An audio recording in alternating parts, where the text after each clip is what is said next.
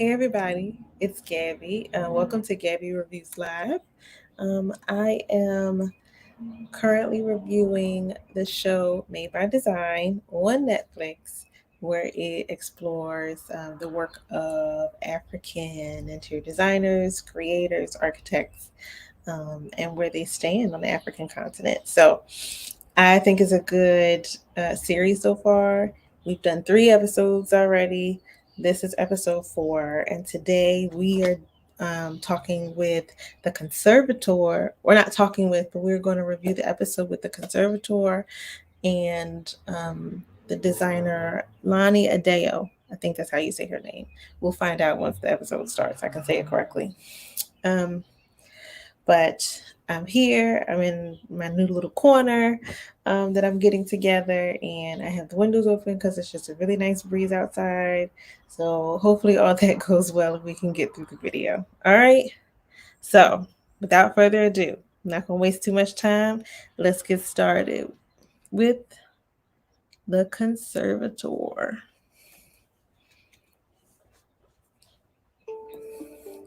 By the way, I am here working too. Design and our well-being, and that first something that interested me, interior architecture, and then eventually product design, and how we can sort of incorporate our culture in that.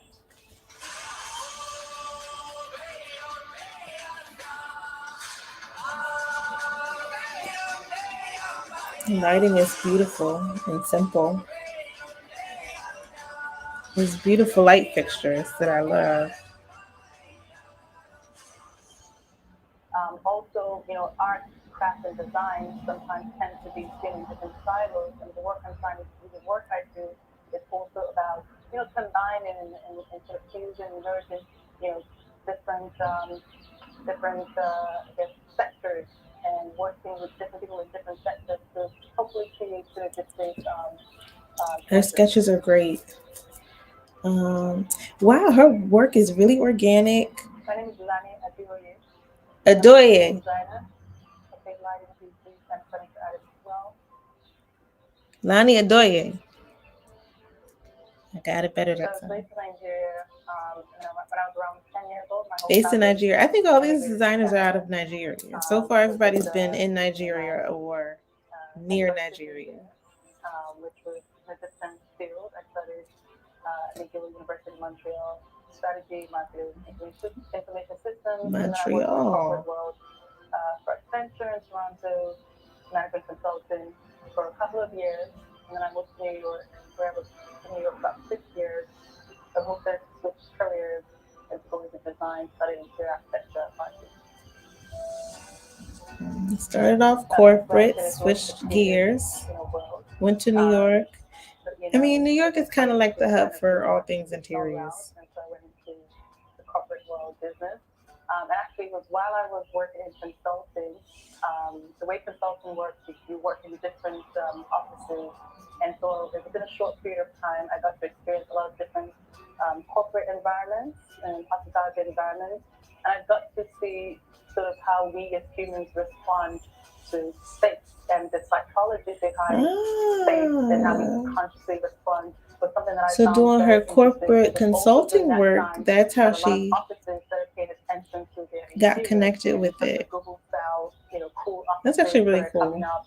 When I first started, the office was quite, traditional, and all of a sudden it changed, the layout changed, and I saw how that had a direct effect on how people responded and just total well-being.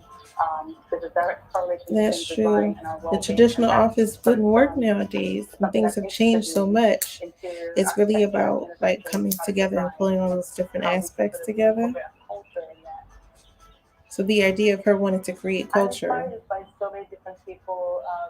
I work with a lot of, I do a lot of work with metals, so of course I have to just have lots of respect for Professor Alamatsu, for Lamoda, for Jennifer Dozwu, for Federatishe, and of course people like John Hadid. There's so many people, but just to name a few, this is some of the people that have really just really inspired me, and I just have so much respect for the work they do She and has how such they a just great level push of boundaries. inspiration for these other designers. It's asking about her style. It It looks very modern, but also organic. I don't know how I'm to not really describe it. motivated by style. I would say that I try to convey whether it's a concept or to express material. A lot of it is inspired by our culture and heritage, and it's sharing that through contemporary lenses, and hopefully to create things that are timeless in terms of style. She looks forward to timeless design, sharing her A lot of my culture, work, so like I that said, is Nigerian inspired culture through by design. different things, culture, childhood memories. One of the early inspirations was the talking drum, which is in many ways iconic for our I love culture. this And drum. So growing my up, mom my was a grandma music had teacher, one, and she used to have which I one have to present here with me in her to kind classroom. of She had a couple actually. travel around with me. And just having this sort of musical Because what she would instrument just do is she always would share kind of different reminded instruments, like the me of traditional ones, but she would events also growing up share and like what it African instruments and signified how to and play them and all results that kind of stuff. And they were just so being fun. around. And I also thought it's quite interesting that if you really think about it, it's sort of one of the first communication tools, right? Both talking drum, which is one of the very few musical instruments that can actually mimic the human intonation. So back in the days, it was used as a communication tool. They would beat the drum and it would pass the message from one community to another. The story and context behind it was quite interesting. But I think also the form, it has an hourglass The form to story it, of the and it has drum, this sort of chords that sort of surround the hourglass really form. amazing. And over time, these chords have become metal lines in my work, and they mimic the interior, which is the hourglass, and that has morphed into different organic shapes in different collections. See, that's what I thought. Very So organic. that's just an example of how So she something does like talking drum has interiors, but she inspired creates custom other furniture as works. well. So her first inspiration was that drum that I was telling you guys about. I would like to believe that the best hasn't been designed yet. So, because I try to push myself and just try to, Very swooping challenge myself. curvature motions. And so a lot of times Nothing is when is I make is super something, geometric. Things by just things have a negotiate flow. something Things for have me, it's part emotion. of the process. I work with a lot of people, so it really does take a village to create these things. A lot of hardworking, Isn't talented that how we are though? metal We aren't artists so and strict leather and sturdy for the most part. craftsmen, We have like a level of flow to and us. it's always really an interesting process. I can't really say right now that I have a favorite piece. I would say the 68 full collection is definitely close to my heart in some ways. It has a very strong feminine aura to it. Something that sort of celebrates this, I guess this in an interesting way, the contrast between strength and softness. A lot of my work is about sort of creating and finding harmony between, two worlds. Talking Schools collection. It was something that was motivated by sort of a social thing that I wanted to do to work with the masculine women community in Ekiti. I was very inspired by what Oh, look at the ensured in that weaving. decade. So that's also close to my heart. But I'd like to believe that the best has not been made Oh yet. man, it's so intricate and it looks so good. I think the idea of duality in many ways has been something that has followed me throughout my life, right? Duality. Whether it was, switching careers, going from corporate to the creative world, very very different industries. And as someone who is you know interested in our heritage and tradition and past and how do we preserve culture, but at the same time also very much interested in innovation and how can we sort of what does the future look like, right? So this idea of constantly thinking about two seemingly different things is something that I would say I guess tends to create tension, but to me, I find inspiration in that tension, right? And try I don't to, know if the that work that really I do is explained the trying to duality. merge and find harmony between seemingly different worlds, right? So I this don't is a know if that special really piece we created explained for it. Like, Yuma. but Basically, it I don't was know. under UUBO, and this is a commission piece for them. So it was really I important want for her to me explain the to, piece because I don't think I got have their that. symbols and story be a part of the piece. Um, and so basically, I was quite inspired by their story. They were created to support startup and next generation business owners because they did this to create flexible legal packages, right? And so when creating the work, it was really important for us to, highlight a few different things. And we worked with the interior designer, Mrs. Aisha Omalayole, on this project. So the piece is called Eye on the Future, Eye on the as you can future. see with this sort of positioning of sort of this sort of internal piece right here. That's supposed to sort of convey, sort of like, abstract take on the eye. So why Eye on the Future? Basically, the idea was to create a sort of a piece that had a futuristic aura, to sort of convey a piece in motion, to really celebrate ULA's forward-thinking approach and its foresight. Um, when you I look at the see the piece, there's futuristic sort of piece two of it, contrasting pieces that come and I together. see the So you have this eye. flat surface and this woven rod, and they kind of sort of wrap around each other and merge Okay, together. so And there's this like a is really woven part a of nod this to piece, how and you then are like a emerging smoother. Well, what is technology the and smooth law. part made of? Also, art, craft, and design sometimes tend to be seen in different silos. And the work I'm trying to do, the work I do, is also about, combining and sort of fusing and merging, you know, different, I guess, sectors, and working with different people in different sectors to hopefully create synergistic solutions. I'm still lost. It's she's explaining like So I working think with we're like a just so much duality of thought challenges and a going duality into of it, people, and yet and there are so many it's different not really a communities that duality. I've It's worked really with just a over the last singular couple of way of years. of, of experiencing From something. the I don't painting know communities, the that I would glassmaking describe it that communities, way, the but metal I mean the pieces still working with look metal artists, good. the painters, and it's always an interesting process. And even also, I work with you know folks, shoemakers to make furniture, or hair people that hairstylists and hair braiders to make furniture. Basically, anyone who enjoys working with their hands. A lot of stuff we make is handmade, and it's about leveraging whatever skill set people have, in sort of leveraging that in a different way. And for example, So like I she said, the described second fourth herself like going collection into the was one interior that architecture actually and then motivated. interior design Um, sector. I was motivated to intentionally But work what with we're that really community seeing because of from her is women's furniture mathematical and lighting, community in equity. And I was really interested in the fact that they were doing something that was quite sustainable. They've been like doing that product math based for many, many items. decades. So I don't And it's know. really a collection that was very, I really wanted to preserve culture and preserve that tradition, because it's something that is kind of fading out. People don't really want to buy mats anymore. It's considered old school, traditional, whatever you want to call it. But it's such a sustainable thing, and it has value to it. And so for me, when I talk about using design as a tool, right, it's about, okay, this is a traditional mat. It's a sort of a reduced instead of the nine for it. So as a designer, I thought, okay, how can we use this mat to create something else? How can we extend the use? And so I actually started working with, shoemakers, and we started, because initially when I wanted to work with furniture makers to make their suits, a lot of them were not open-minded enough and didn't want to, I'll take it to the market, we're going to do Ankara, this, actually, okay. But they didn't want to work with a mat, because it's not traditionally what you do for furniture, right? And so I actually started making it myself, I started watching a lot of YouTube videos on how to make these things. And as I was making it myself, I realized that it was actually looking like a shoe. You have to almost sculpt the mat for it to sort of create the form that you want. And as I started making it, I realized, okay, this is looking like a shoe, and we guys should talk to shoemakers. So I reached out to a few shoemakers, and we just started testing it out. We spent a lot of time prototyping, exploring, testing things out. It's a very sort of experimental approach. So once we started testing out with different shoemakers, we started making it, and that was really the beginning of it.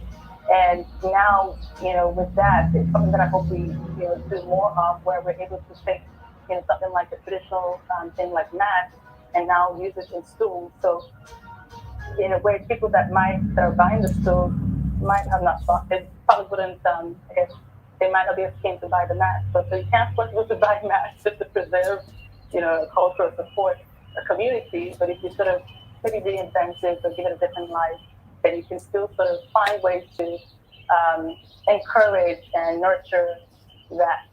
There's definitely a lot of challenges. You know, I guess with anything, these are things you have to kind of, there's struggles you kind of have to go through and stuff. Also, making things, locally, um, definitely has, it's definitely not for the sake of here. But it's also, it's an emergency room, so they're definitely the sort of exciting ways to kind of test out different things. And it's for me just even seeing younger folks getting into the industry. It's super exciting to see just things evolve. And of course, there are also people that have been doing it for a longer time. To be honest, before in those days they didn't have social media and stuff, so they might not be out there. But overall, it's been I've learned a lot. I've learned a lot, and it's an evolving process. I would say in general, just trying to be in harmony with myself and harmony with others. Okay, life And I philosophy is to think be in that harmony actually with does yourself. fit into my design. I try to create pieces that have a sense of visual harmony. Um, and I would say rhythm, I guess, which is connected to the talking drum, is definitely something that's important in my design, but also in life, just being in sync with the rhythm of each season, and This just is very interesting. I just don't trying to be know. present in life, and trying to also balance is also extremely important to me. I'm trying to find balance. I think it's important, but something I'm still constantly working on. She's working on balance. I understand that. That balance piece is just it'll get you every time. Are y'all Yeah, I mean, I think balanced? for Do a you lot of know what us, the balance we is? kind of really Do just you go know how back this to drawing balance board works? and sort of, I would say, go back to our why. Why are we doing this? What sort of, you know, what made us, what pushed us or encouraged us and motivated us. And so that was, I want them to certain show positive more than just circumstances that is kind of these that pause three really sort of spaces. helped me really fulfill my whys and also really give me a chance to also reconnect with others and looking forward to doing more collaborations and working with different folks um, and just just aligning with the right individuals and entities to do even really interesting stuff, even more interesting stuff.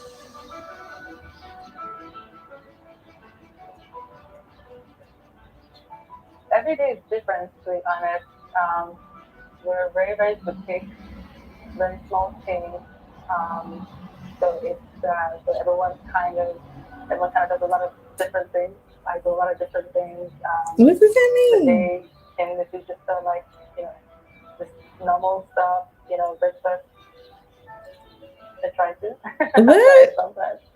It's kind of just on the go. I'll And then just passing days with obviously catching up in emails, checking to dos, touching base on what's happening production wise. Um, and it depends on what's on the table really. But one thing I would say, I sketch quite often. Sometimes I have a sketch okay. pad right by my bed. She's a Sometimes I'll avid wake up sketcher, and have which an idea, is or not surprising, just especially for designers and literally sometimes I'll wake up creatives at heart and and artists. just want to draw something really quickly. Or before I go to bed, I just have something I just release from my mind. So I'm constantly sketching. I'm sketching in traffic.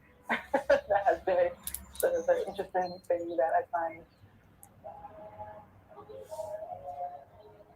I mean, Africa is the source. It really is. It's the motherland. It's the source. Um, it's diverse. I think that unfortunately it still gets painted in this sort of monolithic, perspective. But it's so diverse. I can In understand its that beauty, in its different Africa is a lot cultures bigger of a and place ethnicity. and a lot more Um, varied than so there's a lot of inspiration to draw it from often there, gets credit for. and a lot of my inspiration has been drawn from different parts. I think also There's so in much terms that of people like don't the essence of rhythm, share when I think about of Africa, I want Africa. to, I think about that, And and I if you're think of stuck rhythm on as the something misconceptions, that then has you're been missing out on a something really that's been big. hopefully conveyed in my work. So the sculptures that were, started off with a talking drum, hopefully they echo a sense of rhythm in a way when you look at it. So I really hope to, share our culture with the world, um, share a small positive narrative of, you know, Nigeria, Africa. Um, I think that, the youth over here, I think that there's just so much talent. I meet people, whether it's at exhibitions or I go to different schools, and it's so inspiring to see just the raw talent. Obviously, they need more support, um, to really just be able to reach the full potential. And that's something that I would, love to work with people to do more of. Um, So she's really interested in yeah, collaborations and working with people.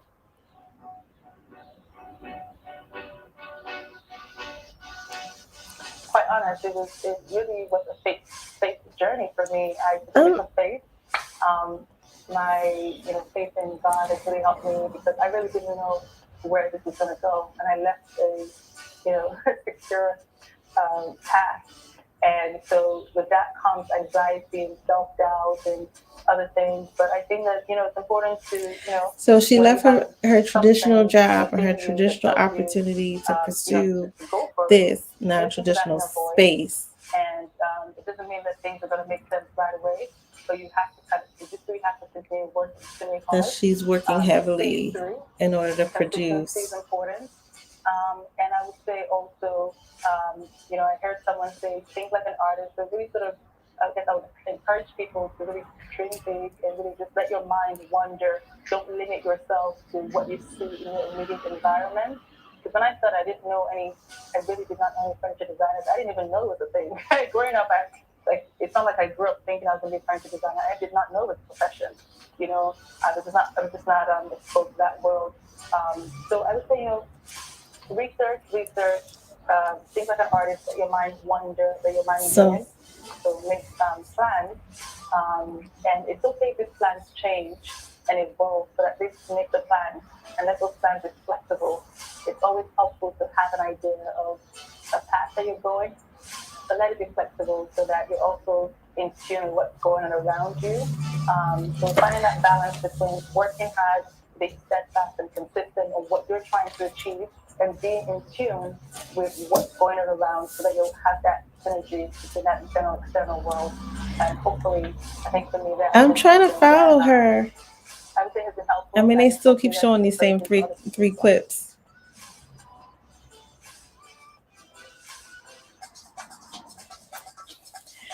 Okay. So let me come out of this one.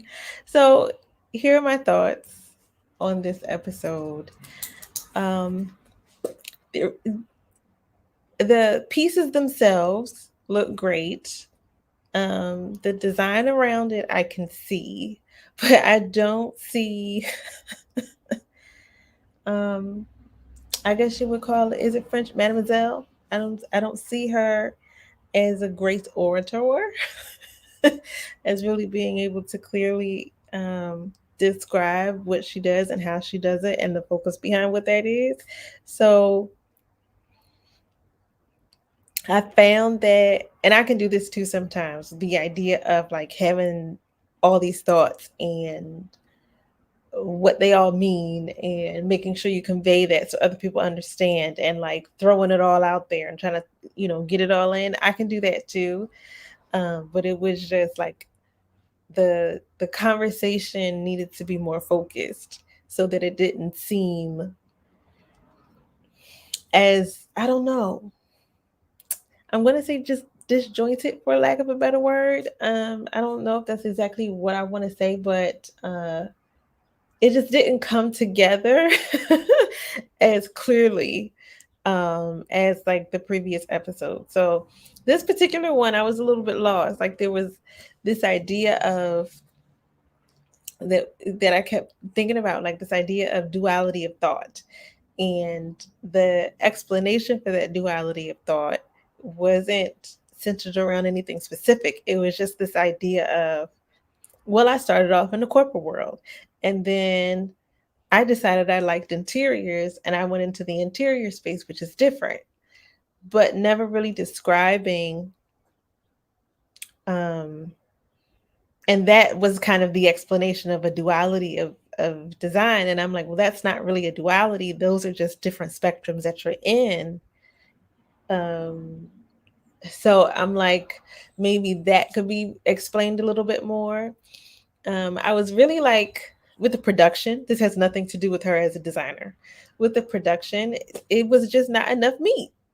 They really kept showing the same. three, maybe four clips or scenes over and over and over again. It was the same things. And I'm just like, there's not more here. Like we don't pictures, a walkthrough, there's no studio. Like why are we only showing these few things? So that kind of just was like, I don't know about this. And then I didn't get her being a furniture designer until later in the episode. So it's not like, and I could have missed it, but I didn't hear her say exclusively furniture designer. I heard her talk about interiors. I heard her talk about her move to she started in the corporate world. She went to school in Montreal.